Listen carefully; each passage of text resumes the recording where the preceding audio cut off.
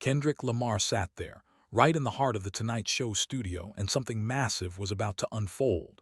The air buzzed with a strange, heavy energy, nothing like the usual late-night vibe of laughs and light chatter. Just days ago, the world had watched Kendrick take the Super Bowl halftime stage and drop a moment so wild, so explosive, it left everyone reeling. People weren't just tuning in tonight for fun, they were desperate for answers. What had Kendrick done? Why had he done it? And what did it all mean? The audience packed the seats, their eyes locked on him, waiting for the truth to spill out. Jimmy Fallon, the host with the big grin and quick jokes, looked different too. His usual bounce was gone, replaced by a quiet unease. This wasn't a game. This wasn't a promo. This was Kendrick Lamar, the king of hip-hop, about to unpack the biggest night of his career, and maybe the biggest scandal in music history. The Super Bowl had been insane. Lights flashing, beats pounding, a visual masterpiece that millions couldn't peel their eyes from. Kendrick owned that stage, his black outfit sharp against the chaos, his voice cutting through like a blade.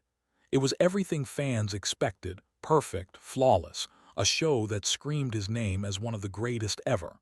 But then came that moment. One line, one verse, delivered with ice-cold precision in front of a stadium packed with 80,000 screaming fans and 133 million more watching at home. It wasn't just music, it was a bomb, a reckoning, a message so raw it hit the world like a shockwave. No names were dropped, but everyone knew. The internet caught fire seconds after, hashtags flying, posts exploding, fans losing their minds. Drake. It had to be Drake. Kendrick had aimed straight for the heart of hip-hop's golden boy, and he didn't miss. Now here he was, sitting across from Jimmy Fallon, dressed in all black, his face calm but his presence heavy. The studio lights glared down, the crowd hushed, every breath held tight. Jimmy tried to ease in, cracking a small joke, flashing that famous smile, but it fell flat. The room was too thick with tension, too loaded with what everyone knew was coming. Kendrick didn't move, didn't smile back. He wasn't here to play along. He sat still, his posture steady, his eyes sharp, like a man who'd already won a war and was just waiting for the dust to settle. Jimmy danced around it at first, talking about the Super Bowl, the visuals, the energy. But there was no dodging the real question. The world wanted to know about Drake, about that line, about why Kendrick had turned the biggest stage in America into a weapon. Let's rewind to that Super Bowl night. February 9, 2025, Caesars Superdome in New Orleans. Kendrick stepped out, a lone figure on a massive platform, a Buick GNX parked behind him like a symbol of his roots. The crowd roared as he ripped through his hits, Humble, DNA, Squabble Up, each one a sledgehammer of sound and story. Dancers in red, white, and blue swarmed the stage, forming an American flag at one point, a nod to something bigger. Samuel L. Jackson, decked out as Uncle Sam, barked lines about the great American game, setting the tone. Then came Not Like Us, the Drake diss track that had already torn through the charts, won 5 Grammys and sparked a lawsuit. Kendrick paused before it, grinning slyly, saying, "I want to play their favorite song, but you know they love to sue." The crowd laughed, then screamed as he launched in, "Say, Drake, I hear you like M. Young, and trying to strike a chord, and it's probably a minor." No pedophile line this time, he dodged the legal heat, but the damage was done. Serena Williams, Compton's own, hit the stage, crip-walking to the beat, a dagger twist for Drake, her old flame. The message was clear. Kendrick wasn't just performing, he was exposing. Back in the studio, Jimmy finally went for it. So, that halftime show, everyone's talking about it. The reaction online, the energy, and Drake. The name hung there heavy like a storm cloud ready to burst. Kendrick didn't flinch. He let the silence stretch, let Jimmy's words sink in, let the crowd lean closer. This wasn't new for him, sitting across from hosts trying to crack him open, digging for a soundbite to feed the headlines. But Kendrick never played their game. He waited, then leaned forward, his voice low, steady, deliberate. The room went dead quiet. This wasn't about jokes or charm. This was Kendrick Lamar, the man who just turned the Super Bowl into a battleground, ready to explain why he'd done it, and why it mattered more than anyone realized. He didn't start with Drake. He started with hip-hop itself, its roots, its soul, the culture he'd grown up in. Kendrick came from Compton, a kid raised on the streets where rap wasn't just music, it was life, survival, truth. His parents played Tupac and Dre, his friends freestyled on corners, his world was built on beats and bars. He clawed his way up, mixtapes, battles, late nights, earning every inch of his crown. By 2012, he dropped Good Kid, Mad City, a raw, real story that shook the game. Then To Pimp a Butterfly in 2015, deep, political, fearless, won him a Pulitzer, the first for a rapper. Kendrick wasn't just an artist. He was a voice, a force, a keeper of the culture. And now he saw that culture slipping, taken over by flash, fakes, and a system that cared more about money than meaning. That's what this was about. That's why he'd stepped onto that Super Bowl stage. The Tonight Show studio felt heavier with every word. Jimmy nodded, trying to keep up, but Kendrick was on a mission. This wasn't a beef for clicks or clout. This was a stand, a line in the sand for what hip-hop should be. And Drake was the symbol of everything Kendrick was fighting against. The crowd sat frozen, soaking it in, as Kendrick began to peel back the layers of a truth too big to ignore. Kendrick Lamar's voice filled the Tonight Show studio, low and steady, but it carried a weight that pressed down on everyone listening. He wasn't yelling, wasn't waving his arms. He didn't need to. His words alone were enough to shift the air, to make the audience feel like they were witnessing something huge, something unstoppable. Jimmy Fallon sat there, his usual charm fading fast, his eyes locked on Kendrick as the rapper started to unravel the real story behind that Super Bowl moment. This wasn't just about a halftime show or a diss track. This was about a lie, a massive, shiny lie that hip-hop had been living with for years, and Kendrick had just ripped it wide open. Drake wasn't named right away, but he didn't need to be. Everyone knew who Kendrick meant when he talked about the machine, the industry that built stars out of smoke and mirrors, that turned talent into a product and authenticity into a gimmick. Kendrick leaned forward, his hands clasped, his black outfit stark against the bright studio lights. He spoke about growing up in Compton, where rap was real, gritty, honest, a voice for the streets. He remembered the first time he heard Illmatic, the way Nas painted pictures with words, the way Tupac's anger and pain hit him like a fist. That was hip-hop to him, truth you could feel, stories you could live. But somewhere along the way, that truth got twisted. The game changed. And Kendrick had watched it happen year by year, album by album, until he couldn't stay quiet anymore. Drake came into the picture like a shadow creeping over the culture. Kendrick didn't call him out by name, not yet, but the crowd could feel it coming. Drake started as an actor, a kid from Toronto playing Jimmy Brooks on Degrassi, before he jumped into rap with a mixtape in 2006. By 2010, he was everywhere, Thank Me Later, slick hooks, a voice that slid over beats like silk. He was good, nobody denied that. Hits like Take Care and Hotline Bling made him a king, a face on every billboard, a name in every playlist. But Kendrick saw something else. Drake wasn't from the streets, he was from a TV set, a middle-class life, a world far from Compton's corners. That didn't make him fake, not at first. Talent is talent. But the whispers started early, ghostwriters, industry pushes, a polished image that felt too perfect.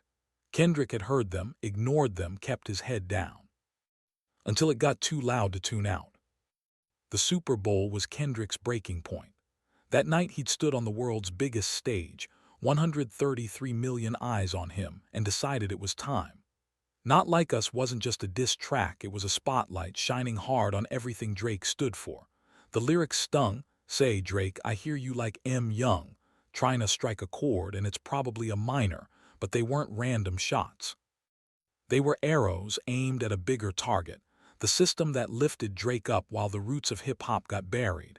Kendrick had been building to this for years. Back in 2013, on Control, he'd called out the whole game, Drake included, saying he was here to take over. Drake brushed it off then, tossed a few subliminals back, but it never went full on. Not until 2024, when Like That dropped and Kendrick lit the fuse, rejecting the Big Three label with Drake and J. Cole, claiming it was just him at the top. The war was on.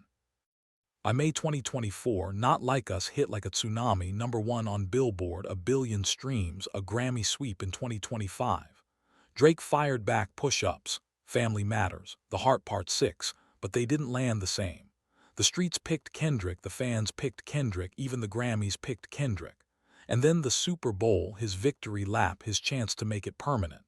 That night he didn't just perform, he exposed. The crowd in New Orleans felt it. The way the air shifted when he dropped those lines. The way Serena Williams danced like she was burying the past. The internet blew up. 50 million views in a day, Not Like Us trending for weeks. Drake's lawsuit against Universal Music Group, claiming defamation over the pedophile line, only made it louder. But Kendrick wasn't done.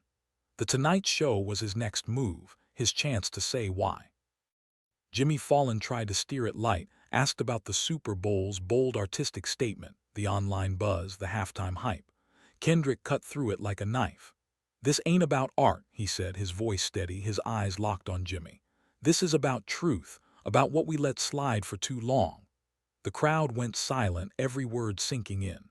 He talked about the industry, how it picks winners, how it feeds off illusions, how it sells a story instead of the struggle. Drake wasn't the enemy, not really. He was the product, the shiny face of a machine that Kendrick had been fighting his whole career. Ghostwriting rumors, industry plants, questions about Drake's culture vulture status. They'd floated for years, but Kendrick made them real, made them stick, made them impossible to ignore. The studio felt like it was holding its breath. Jimmy shifted in his seat, his smile gone, his hands gripping the desk. Kendrick kept going, slow, deliberate, peeling back the layers. He didn't need to shout. His calm was scarier than any rant.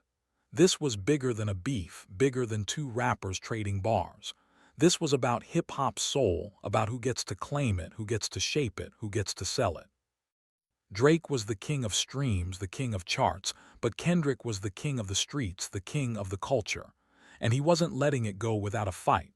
The Super Bowl was his shot, his way of saying, "Look at this, see it for what it is." And now, on The Tonight Show, he was making sure the world understood. Kendrick Lamar's words landed like bricks in The Tonight Show studio, each one stacking up into something solid, something unshakable. The crowd sat frozen, eyes wide as he kept talking, calm, controlled, but with a fire that burned through every syllable. Jimmy Fallon, usually the king of keeping things breezy, looked lost for once, his hands fidgeting, his face tight, like he knew he was in deeper than he'd ever been. This wasn't a late-night chat anymore. This was a reckoning, a moment where Kendrick took the chaos of that Super Bowl night and turned it into a clear, cold truth. He wasn't here to joke or dodge. He was here to finish what he'd started, and the world was hanging on every word. The Super Bowl had been the spark, February 9, 2025, a night that broke records with 133 million viewers, the most-watched halftime show ever. Kendrick had walked onto that stage in New Orleans, a lone figure against a sea of lights, and delivered a performance that was more than music. Humble shook the stadium, DNA hit like a freight train, Squabble Up brought the streets to life. Then Not Like Us, the Drake diss that had already flipped the game, came roaring in with Kendrick grinning into the camera, tossing lines like grenades. Serena Williams crip-walking, SZA joining for all the stars, Samuel L. Jackson barking as Uncle Sam. It was a spectacle, sure, but it was the message underneath that hit hardest. Kendrick wasn't just rapping. He was calling out a system, a lie, a king who'd been crowned by the wrong hands. And now, on Jimmy's stage, he was laying it bare. He didn't rush. He let the silence sit, let the weight build. "Hip-hop been my life," he said, his voice low but firm. "It's where I found my voice, where I learned to fight. But it's been slipping, taken over by people who don't know it, don't live it."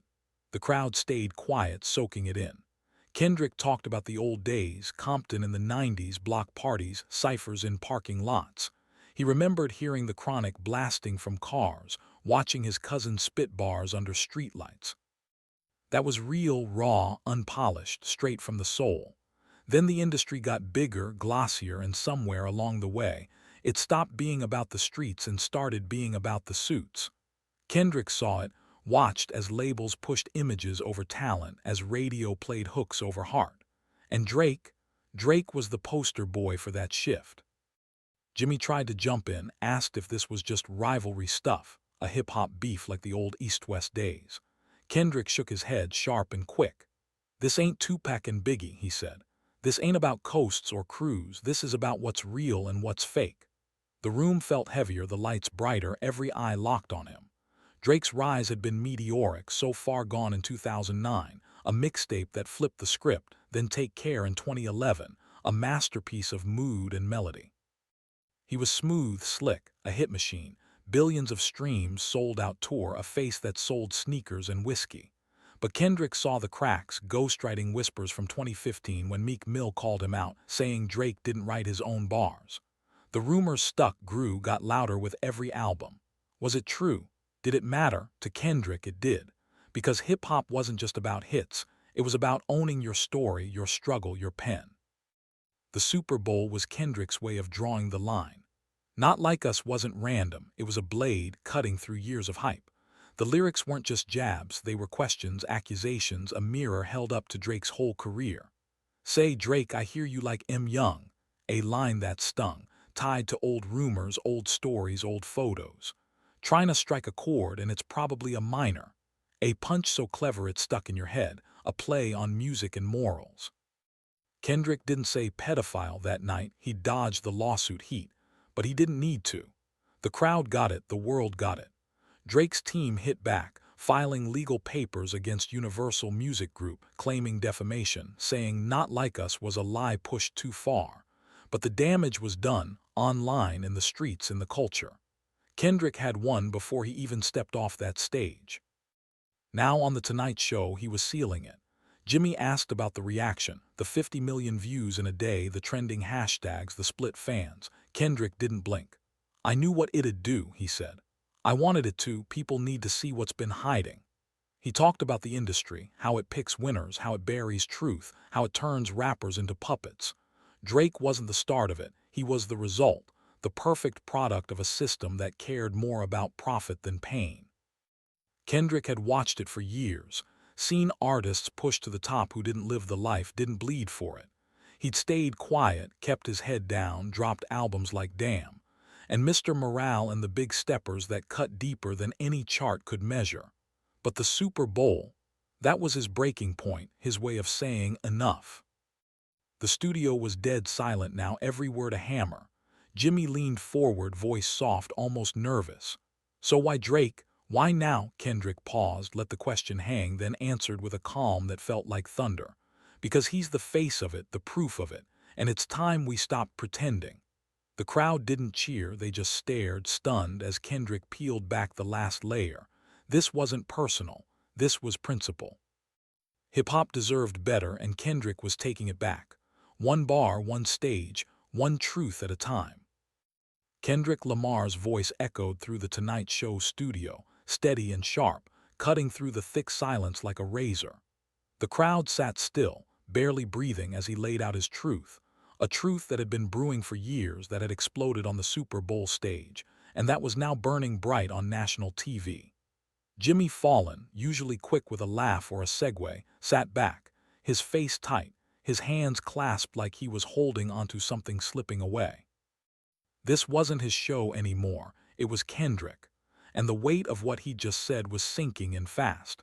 The Super Bowl had been the match, this interview was the gasoline, and the world outside those studio walls was about to go up in flames. That Super Bowl night, February 9, 2025, had already made history. Kendrick's halftime show wasn't just a performance, it was a detonation. The visuals were wild, dancers forming flags, lights spelling "Game Over," a Buick GNX parked like a throne. The music was flawless, humble, DNA. Not Like Us, each track a punch to the gut. But it was the message that stuck, the way Kendrick turned a 13-minute set into a manifesto. Not Like Us hit hardest with its sly digs at Drake. "Say, Drake, I hear you like M. Young," trying to strike a chord, and it's probably a minor. Serena Williams dancing, SZA singing, the crowd screaming. 133 million people watched it live, the biggest halftime audience ever. Within hours, the clip hit 50 million more views online. X lit up with Not Like Us, and the internet split wide open, some calling it genius, others saying Kendrick had gone too far. Drake's lawsuit against Universal Music Group only fanned the flames, claiming the song's pedophile line was a lie pushed for profit. But Kendrick didn't care. He'd planned it that way. Now on The Tonight Show, he was doubling down. Jimmy asked about the fallout, the viral storm, the divided fans, the industry buzz. Kendrick didn't flinch. "I wanted the reaction," he said, his voice low, his eyes steady. "People need to feel this. They need to question it." The crowd stayed quiet, hanging on every word. He talked about hip-hop drift, how it went from street corners to boardrooms, from raw voices to polished brands. He'd seen it happen, watched as labels signed kids who mimicked the life but never lived it, as radio played safe hits over real stories. Drake was the king of that world, billions of streams, a face on every ad, a voice that owned the charts.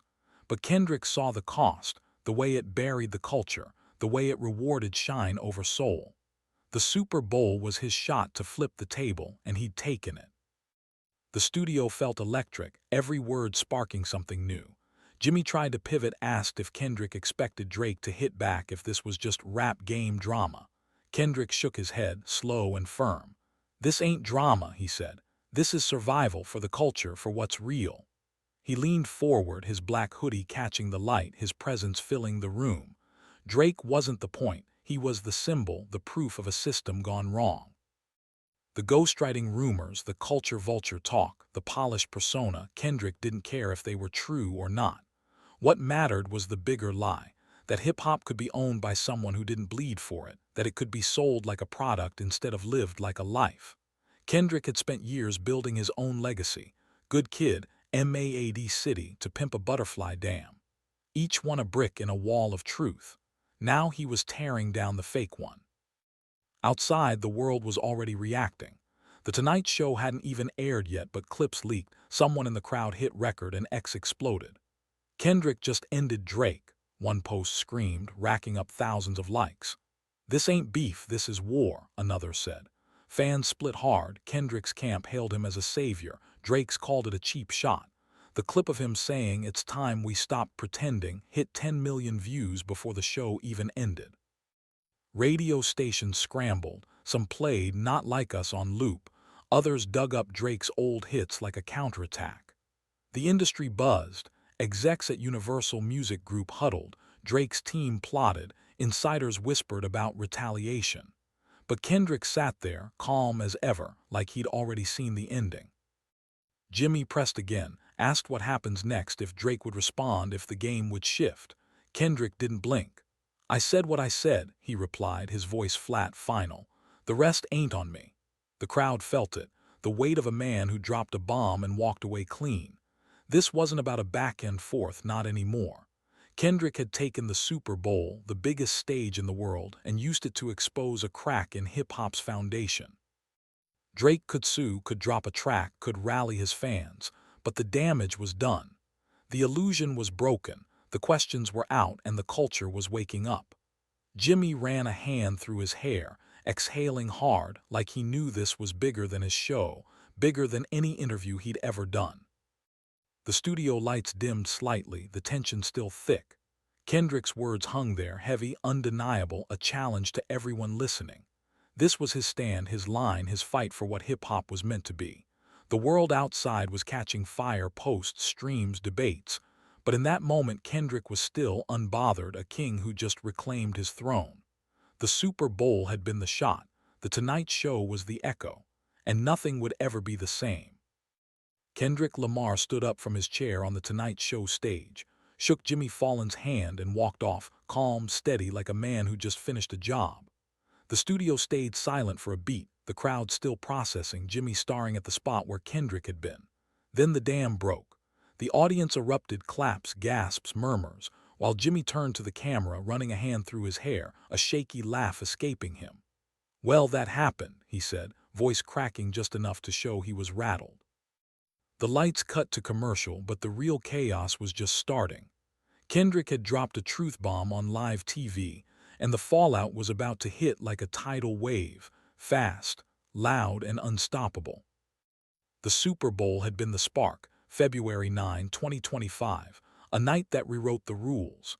Kendrick's halftime show was a masterpiece, 13 minutes of fire from humble to not like us, with dancers, lights, and a message that cut deep. Say, Drake, I hear you like M. Young. That line, delivered with a grin, had 133 million people screaming, tweeting, arguing. Serena Williams danced, SZA sang, Samuel L. Jackson roared. It was a show, sure, but it was more than that. It was Kendrick calling out Drake, calling out the industry, calling out a lie that had been sitting pretty for too long. The clip went viral, 50 million views in a day, 150 million in 2 weeks. X lit up with Not Like Us, Kendrick vs. Drake, game over. Drake's lawsuit against Universal Music Group, claiming defamation over Not Like Us, only made it bigger.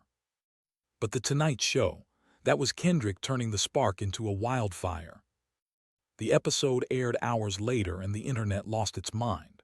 Clips flooded X Kendrick saying it's time we stop pretending, his calm takedown of the machine, his steady stare as he peeled back the layers. Kendrick just buried Drake alive, one post read racking up 100,000 likes. This is bigger than rap, this is a revolution, another said. Streams of Not Like Us spiked 430% overnight, Spotify couldn't keep up. Radio stations played it nonstop while Drake's hits, Hotline Bling, One Dance, got a bump too, like fans were picking sides in real time. TV news jumped in, CNN called it a cultural earthquake, Fox News grumbled about rap feuds gone wild, MSNBC debated the politics of authenticity. The Tonight Show clip hit 20 million views by morning, trending worldwide, hashtags everywhere. Kendrick had struck a nerve and the world couldn't look away. Drake didn't stay quiet long. He was on tour in Australia, Melbourne, February 9, the same night as the Super Bowl when Kendrick's halftime bomb dropped. Insiders said he banned his crew from watching, refused to talk about it, kept his head down. But after The Tonight Show aired, he cracked. Instagram lit up. Drake posted pics of his awards, his platinum plaques, a silent flex that screamed defiance. X caught it fast. Drake's out here acting like he don't hear Kendrick, one fan wrote. He didn't drop a track, didn't clap back direct, but the move said plenty, he wasn't bowing out.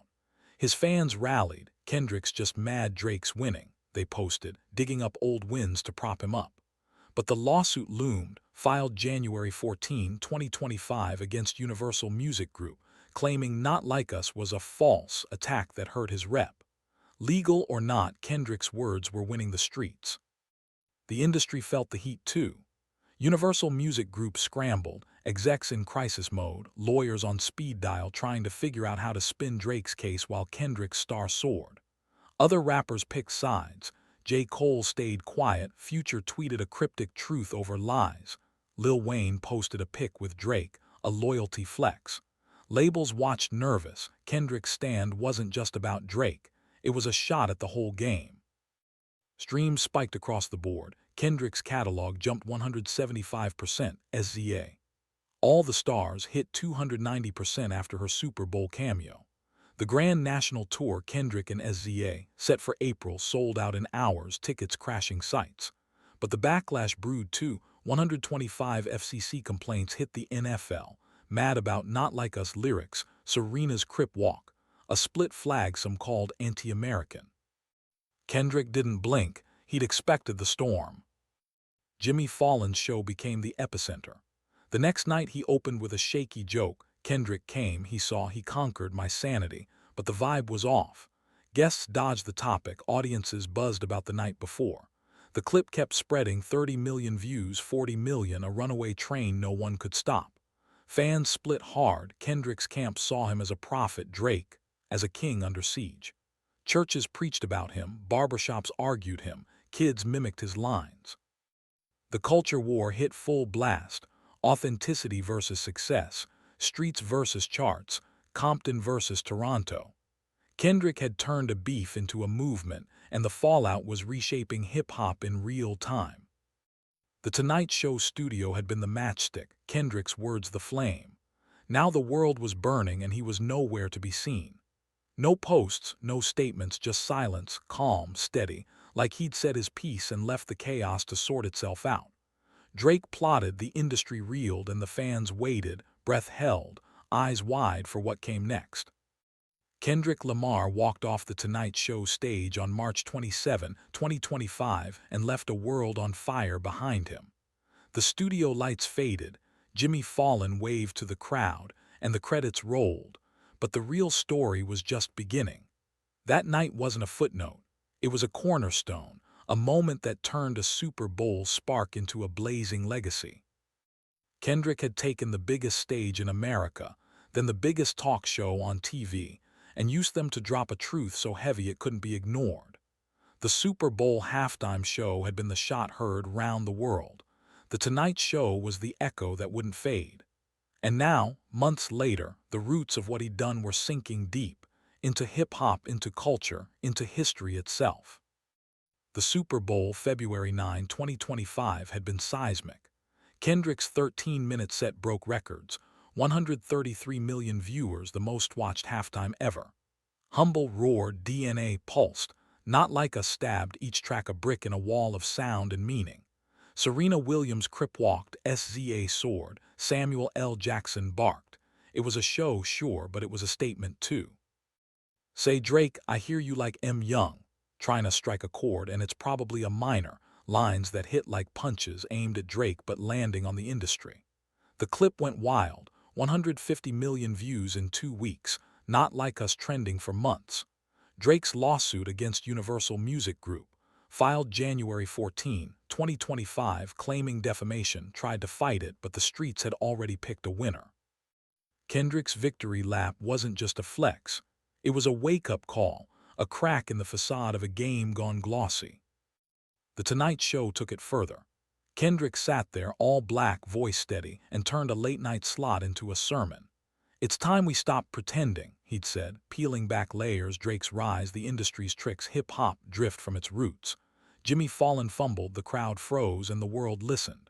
The clip hit 40 million views in days, X erupted, #Kendrick speaks, #Drake exposed, posts flying like bullets. Kendrick just rewrote the rules, one fan wrote. Drake done this is bigger than rap, another said. Streams spiked. Not Like Us jumped 430%, Kendrick's catalog 175%, SZA. All the Stars 290%. The Grand National Tour, April 2025, Kendrick and SZA sold out stadiums, crashed Ticketmaster, became a pilgrimage for fans. The fallout wasn't just noise, it was a shift, a crack in the ground that kept spreading. Drake fought back, but it didn't stick. In Melbourne, February 9, he dodged the Super Bowl, banned his crew from watching, kept his tour rolling. After The Tonight Show, he hit Instagram, pics of plaques, awards, a silent "I'm still here." His fans rallied. Drake's the king, Kendrick's just loud, they posted, but the vibe was off. No new diss dropped, no big clapback came. The lawsuit dragged on, Universal Music Group denied it all, courts moved slow, but Not Like Us kept playing, kept winning. Drake's streams held, Take Care spiked, Scorpion climbed, but the narrative shifted. Kendrick had flipped the script. Drake wasn't the victor anymore. He was the symbol of a system under fire. Insiders said he was mad, quiet, plotting, but the silence spoke louder than any track. The industry reeled. Universal Music Group took a hit, stocks dipped, execs scrambled, lawyers piled up papers. Other rappers picked lanes, Future stayed vague, Lil Wayne backed Drake, J. Cole went silent. Labels got nervous, Kendrick's words weren't just about one man, they were a warning. Authenticity matters, he'd said, and it stuck. New signees got grilled, were they real or just shiny? Radio playlists shifted, more Kendrick, less fluff. The FCC got 125 complaints, mad about Not Like Us lyrics, Serena's dance, a split flag, but it didn't faze him. The culture war raged, streets versus charts, raw versus polished, Compton versus the world. Kendrick's stand wasn't just a moment, it was a movement, and it was growing roots fast. Months passed and the legacy took shape. By summer 2025, Not Like Us was everywhere, commercials, parties, protests. Kendrick's Super Bowl set got dissected, docs on Netflix, books in stores, college classes breaking it down. His necklace, a lowercase a for a minor, sat in a museum, a relic of the night he changed the game. The Tonight Show clip hit 100 million views, a late-night record, Jimmy Fallon joking on air, "I'm still recovering." Drake faded some tour wrapped, no new album, his lawsuit stalled in court. Fans still loved him, billions of streams didn't lie, but the crown felt shaky. Kendrick, he kept rising, speaking gigs, a new project teased, his voice louder than ever. The split stayed real. Fans argued, some saw Kendrick as a prophet, saving hip-hop's soul, others called him a hater tearing down a king. Churches preached his words, barbershops debated his moves, kids rapped his lines on playgrounds. The industry shifted, labels hunted real talent, radio played deeper cuts, authenticity became the buzzword. Hip-hop felt alive again, grittier, hungrier, less fake. Kendrick had forced the question, who owns this? And the answer was Drake. Wasn't the suits, it was the culture, the streets, the roots he'd fought for. The Super Bowl was the battle, the Tonight Show was the victory speech. The ending was good, better than good. Kendrick didn't just win a beef, he reclaimed a legacy. He stayed quiet after that night, no posts, no gloating, just work. The grand national tour rocked cities, Minneapolis, Atlanta, LA, SZA by his side, crowds chanting his name. Drake kept going, tour dates in New Zealand, a collab here and there, but the spotlight dimmed. The lawsuit fizzled, courts tossed parts, Universal stood firm, and Not Like Us kept spinning, a permanent mark. Kendrick's words from that night, "It's time we stopped pretending," became a mantra, a call that echoed through 2025 and beyond. Hip-hop changed, less gloss, more grit, a nod to the old days with a new edge. Who won depends who you ask. Drake's fans say he's still king, charts don't lie. Kendrick say he saved the soul, truth don't bend. But the real win was bigger. Kendrick took a stage, a show, a moment, and made it a mirror. He held it up to hip-hop, to Drake, to the world, and said, "Look, the illusion cracked, the roots grew back, and the culture breathed again." That Super Bowl night, that Tonight Show stand, it wasn't just history. It was a foundation, a legacy, a truth that wouldn't fade. Kendrick Lamar didn't just expose Drake. He exposed everything, and hip-hop would never be the same. Kendrick's Bombshell was wild. Did he bury Drake or save hip-hop? Smash that like button if this hit hard. Subscribe and ring the bell, don't miss the next drop. Share this now, let's blow it up. Tell me below, who won this war? See you soon.